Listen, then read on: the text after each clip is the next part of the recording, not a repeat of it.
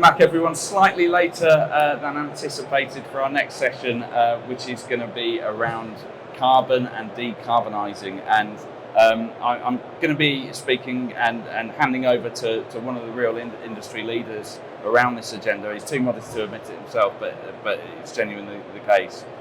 This will be, I know, a really enlightening session, so I'm going to hand straight over to Dan Lintel. Okay, thanks, Tom. Hopefully you guys can all hear me all right, yeah? Good. Okay, so today's talk is going to be about net zero and why we all need to work together to achieve it. I'm going to start broadly. Sustainability is a huge topic. Okay, the UN kindly generated 17 Sustainable Development Goals. And whilst that's a useful framework, it's a bit daunting. The good news is that of those, there are 4 key ones that we really need to get right. And one of our earlier speakers has already touched on it, the life on land side of things. But above all of those, number 13, climate action, is where net zero sits. Okay? And without getting this bit right, we can forget all the others. Low poverty won't be a problem if we don't have a climate that is suitable for human existence to continue. Okay? So, first of all, what is net zero? A lot of people don't know what it is. In really simple terms, it means that essentially, once we get to a balance of the greenhouse gases that we put into the atmosphere are balanced with those that are removed by the atmosphere using trees, forests, and the biosphere. Okay? And that balance, which is what we call net zero, is when those two things equate to each other. Okay? In essence, it sounds very, very simple. Unfortunately, the devil is in the detail. When we need to look at carbon accounting, a little bit of geeky stuff here, we have to think about upstream, downstream, as well as the direct emissions that we, either as a company or as a product, are responsible for. I'm not going to go into the detail of this. There are plenty of amazing partners you can work with who can step you through this process. People like Climate Partner who can help you demystify this work. Okay? But there's a lot of detail needed to really understand your footprint. Once you understand it, you can start to do something about it. Okay, so what does net zero actually mean in practice? So we talked about it's got to be in balance. Well, the Science Based Targets Initiative, which is really kind of the global gold standard, if you like, for net zero, have defined 2 conditions that need to be met for us to achieve net zero. Okay, the first one is quite a mouthful. We need a reduction in the scope 1, 2, and 3 emissions to a level that's either 0 or a level that's in alignment with the 1.5 degrees C Paris alignment. In simple terms, because I'm a simple person, we need a minimum of a 90% reduction, okay, from where we baseline things. Okay? That's challenging in itself. Then and only then can we look at neutralising any of those hard to abate emissions. But those neutralisations have to be true decarbonising ones. They're true abatement emissions, okay? They have to be things that are truly taking carbon out of the atmosphere and locking it away, all right? So, at this point, hopefully you're realising it's going to be challenging, okay? A 90% reduction. If any of the people around us were asked to reduce their costs by 90%, I think you'd be laughed off the stage, okay? So, it's going to take time, it's going to take effort, okay? So, before we dive into the detail of why we need to work together, let's just have a look at 2 things associated with the footprint of a product. So surrounding us here are products that typically utilise energy or convert energy from one form into another. Okay? When you look at the footprint of those, there is the embodied footprint. That's the carbon and related greenhouse gases that go into the making of that product, the shipping of the bits around the world where they've got to go, the packaging of it, and ultimately the disposal of it. Okay? But perhaps the more important one is the operational carbon. That is the carbon that is emitted when those products get used. Okay? So for an air source heat pump, that's the energy it is using to heat the house. For a shower, it's how the water is heated. Okay? When it comes to showering, the operational carbon is typically 90 to 95% of that footprint. So we need to make sure that people understand their role. Okay? So when we look at this, we have to look at the entire life cycle. We have to look at cradle to grave, or ideally cradle to cradle. And there are a lot of interrelated stakeholders, many of them around us today. Okay? And we all need to work together to really, truly realise sustainable products, low carbon products. And I'm going to try and say that actually sustainability and the net zero journey is really a team sport.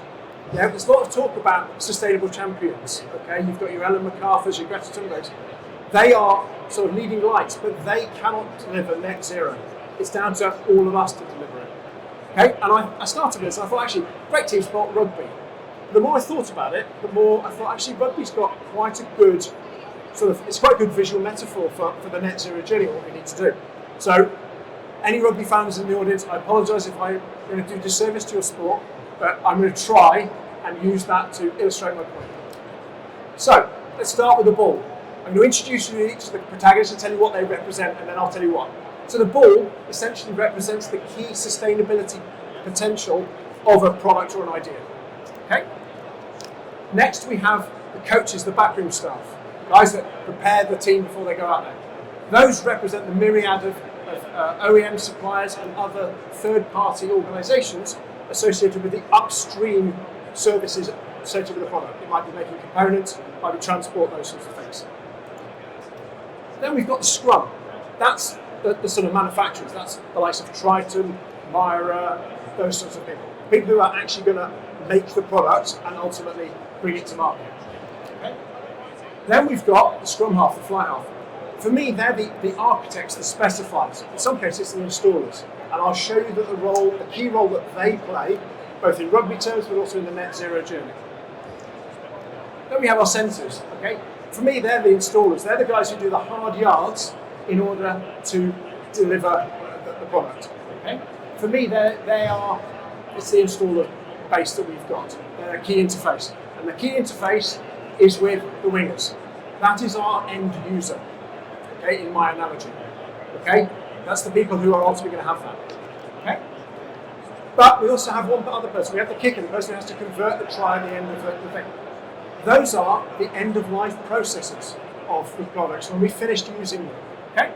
So, we mustn't also forget the stadium. For me, the stadium represents the framework, the environment, whether it's the legislative framework, whether it's how our energy is generated in the country of origin, in the UK, how the grid is generated, those sorts of things. But it also might be the government policy that's supporting certain initiatives. Okay? So that for me is the stadium. You can't play rugby very easily without the stadium and the ground. Right, so what's my point? Let's go through this. So first thing, we've got to get the design concept right. We've got to get the right shaped ball. Because without that, it's not going to work as a game of rugby, is it? Okay, so we've got to think about that. So the design teams, development teams, marketing teams, shaping what the future is going to be. We've then got to get the backroom stuff. We've got to get the upstream suppliers producing things appropriately, using appropriate materials, well-sourced, sustainable, ideally materials, using low carbon technologies. Okay? They've got to do their bit to help keep that embodied carbon as low as it can be. We've got to use low carbon distribution channels to get that to the manufacturers to assemble, test and market. The manufacturers have to pull together. We've got to be working in low carbon factories because all of that is part of the embodied carbon. We've got to think about that. We've got to be launching, promoting and providing the information downstream to the rest of the supply chain. Right, we need the specifiers to look at the landscape, the ecosystem of what's going on and work out what is the right thing, the right product to fit into that ecosystem. That's the kind of the main brains. They've got the greatest vision of this and they have a very important linking role. Okay. We need the installers. The installers have got to be there. They've got to know how to navigate the pitfalls that they're going to face on the coalface, if you excuse the expression. Okay? And ultimately, their job is to make it as easy as possible for the winger to score the try. Okay? Yes, they can all hoof it up the pitch and hope, but the greatest success is if we all work as a team. Ultimately, the end user needs to be expecting the ball. They need to know what to do with it when they get that ball. There's no point if they're running the wrong direction or not expecting, they're not going to get that. They need to know to put it down. Because if they keep running, they don't score a try. So, assuming they've got that far, fantastic. We've got quite a lot of the sustainability benefits that we started with the concept at the start. But we need to make sure that end user gives the product in the appropriate way to the kicker. Because if that kicker hoofs it off out of the stadium, that last little potential is lost. Okay? If these guys have done their job right, that try has been done right in front of the posts. They've made that kicker's job as easy as possible. Okay, just rather try at the sidelines, it's harder. So it's all working to this. And ultimately, for energy using products, we need governments to invest in low carbon energy, low carbon technologies for generating electricity and the like. Okay? So hopefully you can start to see all players need to come together. If they do that right, you can do amazing things. You think of the All Blacks team, they have such a reputation for working together. Okay? But if they don't work together, those same stakeholders can fail to deliver dramatically. Because if they don't have good teamwork, they don't communicate, and they don't have decent discipline, it all goes wrong. Okay? So the point I'm trying to make is we need to work to that and decide what team do we want to be on. Okay? And over the coming years, we are trying and look forward to working with installers and specifiers in order to try and realise that dream. The future I want is a low carbon future for myself, my family, and future generations. Okay? I love this Abraham Lincoln quote, which is the most reliable way to predict the future is to create it. That's why I want us to be proactive rather than reactive or just hope it's going to happen. Okay? Hopefully that helps illustrate, and my apologies to any rugby fans if I've got things horribly wrong. Not too bad, thanks, Dan. First of all, brilliant presentation. Broke down an enormous issue into actually meaningful segments where you think actually this seemingly impossible mission of net zero by 2050, actually, if we think about it in that small segmented way, is possible. So quite inspiring. First off, I think the metaphor of the scrum around the manufacturing piece is really good because this is a fiercely competitive sector. How are we going to all pull together? That is the $1 million question. I think as companies and as consumers, we become more carbon literate. We understand what these things mean, and we bring that idea of net zero and the little roles that we can each play together, and we start to see that. I think that will motivate people to understand it. Now we've become, as an industry, very good at focusing on cost benefit. We need to start to bring carbon and the net zero journey into that discussion, to start thinking about not just the very short term, but the longer term. If it was going to save us money to work across that trend, we would certainly do that. We're very good at doing that and collaborating. If we can start to bring that mindset, which has been honed over many years, to the whole net zero journey, then it'll be easy. But we need to help people understand something that is such a complex thing. The phrase I like to use is, it's hard, but it's not difficult.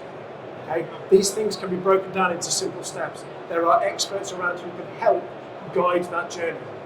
Okay, so I mentioned Climate Partner, people like that can help demystify net zero for people. Because there's a lot of people who would want to do something but don't know where to start. Just take that first step and just keep stepping. It's like a mountain, that's how you climb it. Yeah? If you can have a plan, fantastic, but accept the plan's going to change. At the moment, just to extend your metaphor, we're a little bit further.